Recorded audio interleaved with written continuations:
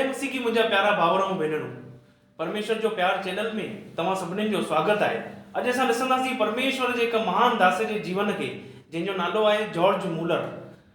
हिकु अहिड़ो जीवन जंहिंजे द्वारा परमेश्वर जी महिमा थी।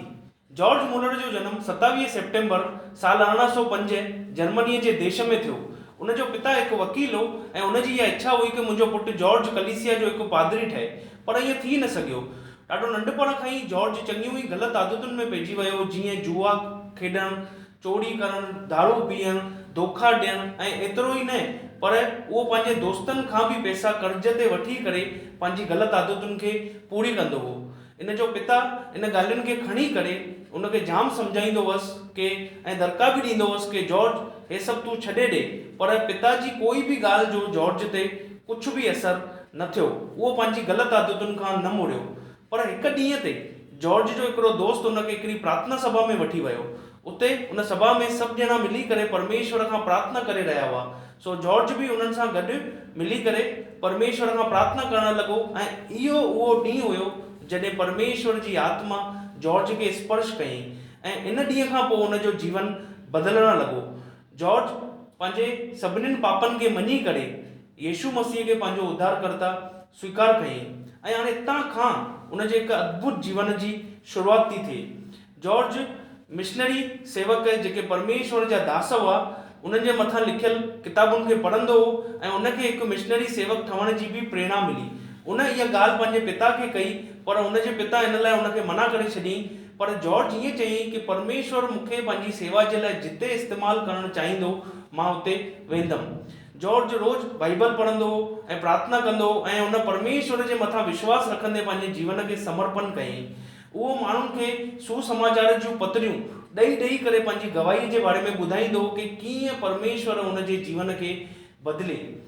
पोइ जॉर्ज मिशनरी सेवक जे रूप में इंग्लैंड देश वियो। उते उहो ॾींहं में 12 कलाक बाइबल पढ़ंदो ऐं पंहिंजे गोॾनि ते अची करे परमेश्वर खां प्रार्थना कंदो हो। परमेश्वर पंहिंजी इहा इच्छा जॉर्ज ते प्रकट कयईं कि जॉर्ज तोखे अलॻि अलॻि जॻहियुनि ते वञी करे मुंहिंजे सुसमाचार जो प्रचार करणो अथई। जॉर्ज पंहिंजे जीवन जी हर हिकु ॻाल्हि जे लाइ परमेश्वर जी इच्छा खे ॼाणण जी कोशिशि कंदो हो। हिकु दफ़े जॾहिं उहो बाइबल में भजन संहिता जी किताब में इहो वचन पियो पढ़े जंहिंमें लिखियलु आहे कि परमेश्वर अनाथनि जो पिता आहे ऐं उहो अनाथ ॿारनि जे घरनि खे वसाईंदो आहे, त जॉर्ज खे इहो अहसासु थियो कि परमेश्वर उनखे अनाथ ॿारनि जी देखभाल करण जे लाइ ऐं उन्हनि जो पालन पोषण करण जे लाइ चई रहियो आहे। पोइ इन बुलाहट जे मुताबिक़ जॉर्ज भाड़े ते जॻहियूं वठी करे अनाथ आश्रम जी स्थापना कई ऐं उन में अनाथ ॿारनि जो पालन पोषण करणु लॻो ऐं उन्हनि जी देखभाल करणु लॻो। पोइ धीरे धीरे उनजे अनाथ आश्रम में ॿार वधंदा विया। हाणे मां जॉर्ज जे जीवन जूं कुझु अद्भुत गवाहियूं तव्हांजे साम्हूं रखण थो चाहियां। इहा ॻाल्हि साल 1938 जी आहे, जॾहिं उनजे अनाथ आश्रम में लॻभॻि 150 ॿार हुआ। त हिकु शाम अनाथ आश्रम जा कर्मचारी डुक पाए करे अची करे जॉर्ज वटि चवणु लॻा कि सुभाणे सुबुह असां वटि ॿारनि जे नाश्ते जे लाइ ओटमील त आहे, पर खीर सफ़ा कोन्हे। सो इन ते जॉर्ज उन्हनि खे चयो, अचो असां हिन ॻाल्हि जे लाइ परमेश्वर खां प्रार्थना कयूं। पोइ उन परमेश्वर खां प्रार्थना कयईं ऐं पंहिंजे कर्मचारियुनि खे ईअं चयईं कि परमेश्वर असांजे लाइ मदद खे मोकिलींदो। पोइ अञा जॉर्ज सुम्हण जे लाइ वञे ई पियो त उन्हनि जे दरवाजे ते हिकिड़ी खटखट थी। उन्हनि दरवाजो खोलियो त उते हिकिड़ी स्त्री बीठी हुई, जंहिं उन्हनि खे चयो कि थोरी देरि अॻु ई मुंहिंजे दिलि में इहा ॻाल्हि आई आहे कि मूंखे तव्हांजी मदद करणु खपे। मूंखे ख़बर कोन्हे कि ईअं छो थियो, पर मां पंहिंजे पाण खे रोके न सघियमि। पोइ उन स्त्रीअ उन्हनि खे हिकु लिफ़ाफ़ो ॾेई करे चयो, हे खणो तव्हांजे ॿारनि जे खीर वठण जे लाइ कुझु पैसा। सो इन ते जॉर्ज उन स्त्रीअ खे ईअं चयईंसि, हा असां वटि सुभाणे सुबुह ॿारनि जे नाश्ते जे लाइ खीर न हुयो, असांखे इन जी ज़रूरत हुई। पोइ अञा जॉर्ज इन मदद जे लाइ परमेश्वर खे धन्यवाद ॾेई पियो त 2 ॿियूं स्त्रियूं उते आयूं। उन्हनि बि उन अनाथ ॿारनि जी सेवा जे लाइ उन्हनि खे दान ॾेई करे ईअं चयो कि परमेश्वर असांजे दिलि में इहा ॻाल्हि विधी आहे कि असां तव्हांजी मदद कयूं। ईअं परमेश्वर जॉर्ज जी प्रार्थनाउनि जो उत्तर ॾेई करे उनजी सहायता कयईं। उन्हनि स्त्रियुनि जेको दान उनखे ॾिनो हुयो उहो एतिरो हुयो कि उन ॾिनल दान मां उहे सॼो हफ़्तो भोजन खाई पिया सघनि। सोचे ॾिसो मुंहिंजा प्यारो, परमेश्वर केतिरो महान आहे जेको असांजी प्रार्थनाउनि खे ॿुधंदो आहे ऐं अद्भुत कमु कंदो आहे। ईअं ई हिकु ॿी बि अद्भुत गवाही जॉर्ज जे जीवन जी साल 1948 जे आसे पासे जी आहे। जॾहिं उन जे अनाथ आश्रम में हिकु जॻह ते 300 ॿार इकट्ठा हुआ त उन जा कर्मचारी उन वटि अची करे जॉर्ज खे चवणु लॻा कि सुभाणे सुबुह असां वटि ॿारनि जे नाश्ते जे लाइ कुझु बि कोन्हे। सो हिन ते जॉर्ज उन्हनि खे चयो कि जीअं अॼु ताईं परमेश्वर असांजी मदद कई आहे, हाणे बि उहो ई असांजे लाइ रस्तो कढंदो। पोइ उहे प्रार्थना करे वञी करे सुम्ही पिया, पर इन भेरे ॿियनि वक़्तनि वांगुरु किथां बि उन्हनि खे काई मदद न मिली। पोइ सुबुह थी वई, जॉर्ज जा कर्मचारी चिंता में हुआ। उहे उनखे चवणु लॻा हाणे असां छा कयूं। इन ते जॉर्ज उन्हनि खे चयो सभिनीनि ॿारनि खे टेबल ते विहारियो। पोइ उन्हनि सभिनीनि ॿारनि खे टेबल ते विहारे छॾियऊं, पर ॿारनि खे इहा ख़बर न हुई कि अॼु नाश्ते जे लाइ उन्हनि वटि कुझु बि कोन्हे। पोइ जॉर्ज परमेश्वर खां इन शब्दनि सां प्रार्थना कयईं कि हे पिता परमेश्वर, धन्यवाद उन भोजन जे लाइ जेको तूं असांखे ॾियण वारो आहीं ऐं असां उहो खाईंदासीं। पोइ अञा जॉर्ज जी इहा प्रार्थना ख़तम ई थी त उन जे दरवाजे ते हिकिड़ी खटखट थी। उन्हनि दरवाजो खोलियो। उते उन शहर जो हिकु ब्रेड ठाहिण वारो बीठो हुयो, जंहिं जॉर्ज खे चयो कि मां सॼी राति सुम्ही न सघियो आहियां, जेसिताईं मां इहो पको इरादो न करे छॾियो कि मां सुबुह जो उथी करे ब्रेडूं ठाहींदुमि। पोइ मां सुबुह जो ब्रेडूं ठाहींदो पियो वञा ऐं ईअं पियो लॻे कि मूंखे अञा ठाहिणियूं आहिनि। पोइ मूंखे सम्झ में आयो कि मूंखे इहे ब्रेडूं तव्हांजे ॿारनि जे लाइ ठाहिणियूं आहिनि।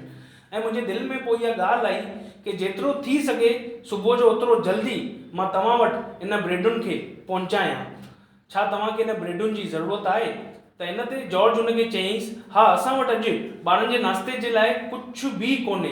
असां इन ॻाल्हि जे लाइ परमेश्वर खां प्रार्थना कई आहे ऐं परमेश्वर तव्हांखे मोकिलियो आहे।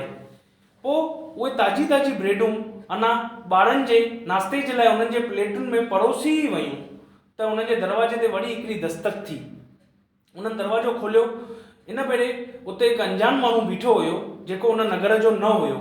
उन जॉर्ज खे ईअं चयो कि मां खीर जा कैन खणी करे हिकिड़े ॿिए शहर वञी रहियो हुउमि, छोकी मां खीर जो धंधो कंदो आहियां, पर मुंहिंजी गाॾीअ जो फीथो ख़राबु थी वियो आहे ऐं उनजो ठहणु हाणे मुश्किल आहे ऐं मूंखे इहो खीर ॾाढो परे पहुचाइणो आहे ऐं मां हाणे हिनखे पहुचाए नथो सघां। मां सोचां पियो मां हाणे किथे वञा। पोइ मूंखे साम्हूं तव्हांजो इहो भवन ॾिसणु आयो ऐं मां तव्हां वटि आयो आहियां। छा तव्हांखे खीर जी ज़रूरत आहे? सो इन ते जॉर्ज हुनखे इहा सॼी ॻाल्हि ॿुधायईंसि कि कीअं उन्हनि खे अॼु ॿारनि जे नाश्ते जे लाइ खीर जी ज़रूरत आहे। पोइ हुन वापारीअ इहे सभु खीर जा कैन जॉर्ज जे भवन में पहुचाए छॾी। पोइ खीर गरम करे ॿारनि खे ॾिनो वियो ऐं पोइ ॿारनि नाश्तो कयूं। हिकु ॾींहं ते जॉर्ज खां ईअं पुछियो वियो कि तव्हांजी सुठी सिहत जो राज छा आहे? त इन ते जॉर्ज ईअं जवाबु ॾिनो कि मां परमेश्वर ऐं माण्हुनि ॿिन्हिनि जे साम्हूं पंहिंजे विवेक खे शुद्ध रखियो आहे। मां परमेश्वर जे वचन सां प्रेम कंदो आहियां ऐं ॾींहुं राति उन जो ध्यानु कंदो आहियां। मां प्रभुअ में ऐं प्रभुअ जी सेवा करण में हमेशह ख़ुशि रहंदो आहियां। जॉर्ज पंहिंजे जीवन में 10,000 खां बि वधीक अनाथ ॿारनि जो पालन पोषण कयईं ऐं चङनि ई ॿारनि खे उन सुठी शिक्षा ॾिनई। उन 117 स्कूलनि जी, 5 वॾनि अनाथ आश्रमनि जी ऐं चङियूं ई कलीसियाउनि जी बि स्थापना कयईं। उन दुनिया भर में वञी करे परमेश्वर जे सुसमाचार जो प्रचार कयईं। उन लॻभॻि 30 लखनि माण्हुनि खे परमेश्वर जे संदेश जे बारे में ॿुधाई।